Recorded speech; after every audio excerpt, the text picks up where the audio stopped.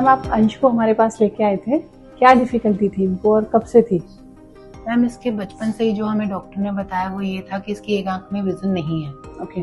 तो हमने काफ़ी जगह दिखाया, सबने बोला कि आंख वाइट हो जाएगी, हम कुछ नहीं कर सकते, स्क्विंट कर जाएगी। तो मेरठ में किसी ने बताया कि वहाँ एक डॉक्टर है, वो इलाज करते हैं, तो आप वहाँ ले जाओ।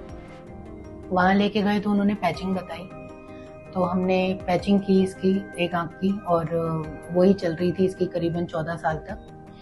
विजन थोड़ा सा इम्प्रूव हुआ, उसके बाद उन्होंने बोला अब इसकी ज़रूरत नहीं है, वो हटा दो, तो हमने हटा दी। बट उसके बाद इसको और दिक्कतें शुरू हो गई, इसको माइग्रेन शुरू हो गया, इसको डबल दिखना शुरू हो गया, पैटर्न्स दिखते थे, और तकरीबन हफ्ते में 2 से 3 बार इसको हेडेक होता था, बहुत बुरा। जितनी बार दिखाया नंबर चेंज किया उन्होंने, ये नंबर चेंज हो गया, आप नंबर चेंज कर लो, सिलेंड्रिकल हो गया, स्फेरिकल हो गया, ऐसे करके हमें बताया गया। बट कोई फर्क नहीं पड़ रहा था, मतलब हम चश्मा बनवाते थे और 2 महीने बाद हम दोबारा डॉक्टर के पास खड़े होते थे कि नहीं दिख रहा इसको। तो ऐसे करते करते अब ये तकरीबन 20 साल का हो गया, लेकिन अभी भी वही हाल था। फिर हमने मेरठ छोड़ के गाजियाबाद में भी हर जगह दिखाया, एम्स तक में दिखाया हुआ है, बट वहाँ भी यही हुआ कि कुछ नहीं है, आंखों में कोई प्रॉब्लम नहीं है, सिर्फ चश्मे का नंबर पड़ा है।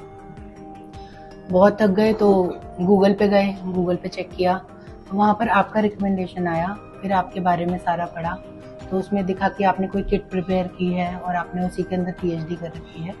तो फिर वही बहुत एक होप लेके हम दोबारा यहाँ पर आए, लेकिन यहाँ आके सच में सब चेंज हुआ। पहली बार मेरे बच्चे ने बोला कि मुझे सब क्लियर दिख रहा है। That's a very satisfying and feeling I can't explain. I can understand. But अब जब हमने, मेरे बच्चे का भी यही था कि ऐसा तो नहीं कि मैं महीने बाद फिर खड़ा हूँ कि मेरी आंखें खराब हो जाएंगी या मुझे दिखेगा नहीं, बट आपका एश्योरेंस इतना है कि मैं हूँ यहाँ पर, अब सीधा साल भर बाद मिलना है। तो वो सुन के मैं आपको बता नहीं सकती कि मुझे कितनी अंदर से एक तसल्ली हुई है, एक शांति पड़ी है कि हाँ अब मेरा बच्चा शायद उस हेडेक से, उस ट्रॉमा से बाहर निकल आएगा।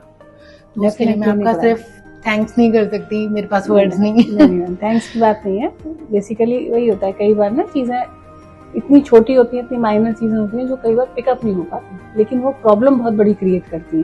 तो शायद इतने साल से वही हो रहा था कि जो एक छोटी सी चीज थी वो कहीं पिकअप नहीं हो पा रही थी, अब वो पिकअप हो गई है, मैनेज हो गई, अब सब कुछ बढ़िया। कैसा लग रहा है आपको? बहुत अच्छा, सब अच्छा रहेगा मैम, डोंट वरी। मोस्टली सारे जितने भी हमने दिखाए, सारे डॉक्टर्स ने हमें सिर्फ ऑपरेशन सजेस्ट किया कि आप ऑपरेशन करवा लो, इसका नंबर उतर जाएगा, ये ठीक हो जाएगा।